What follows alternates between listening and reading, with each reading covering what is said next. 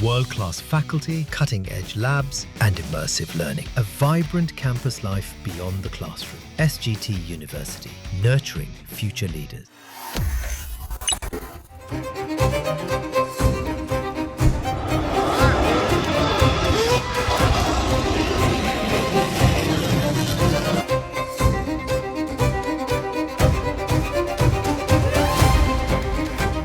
Operation Sindoor में जिस तरह से भारत की ब्रह्मोस मिसाइल ने तबाही मचाई थी, उससे पूरी दुनिया में ब्रह्मोस की डिमांड बढ़ती जा रही है।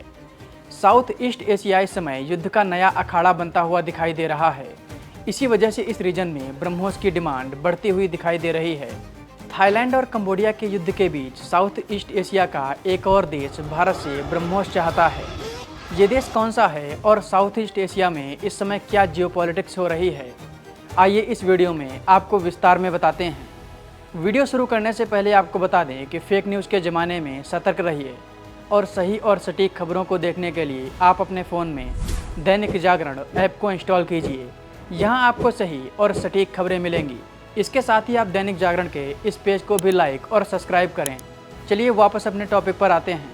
साउथ ईस्ट एशिया इस समय महाशक्तियों का नया गढ़ बनता जा रहा है।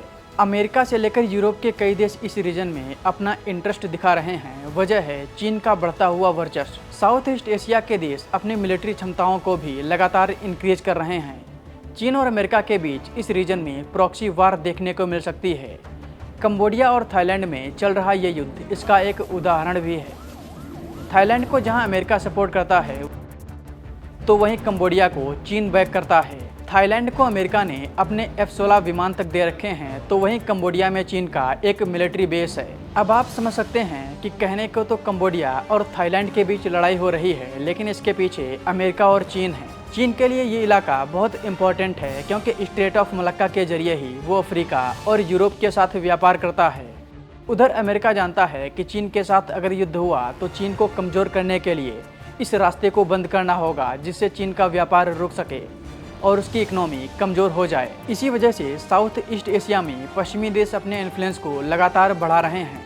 चीन से खतरे और पश्चिमी देशों के बढ़ते इन्फ्लुएंस को देखते हुए अब साउथ ईस्ट एशिया के देश अपनी सैन्य शक्ति को लगातार इंक्रीज कर रहे हैं। एक तरफ जहां सिंगापुर अमेरिका के F-35 में इंटरेस्टेड है, तो वहीं मलेशिया जैसे देश भारत की ब्रह्मोस मिसाइल लेना चाहते हैं। मलेशिया के पास सुखोई 30 विमान हैं और वो इस विमान में ब्रह्मोस को लगाकर एक डेडली कॉम्बिनेशन बनाना चाहता है। मलेशिया ही नहीं, साउथ ईस्ट एशिया में वियतनाम, इंडोनेशिया भी भारत की ब्रह्मोस मिसाइल में इंटरेस्टेड हैं। अभी फिलीपींस ने ही ब्रह्मोस मिसाइल को खरीदा है। हालांकि अब देखना ये होगा कि साउथ ईस्ट एशिया में अब कौन सा देश भारत से ब्रह्मोस की डील करता है।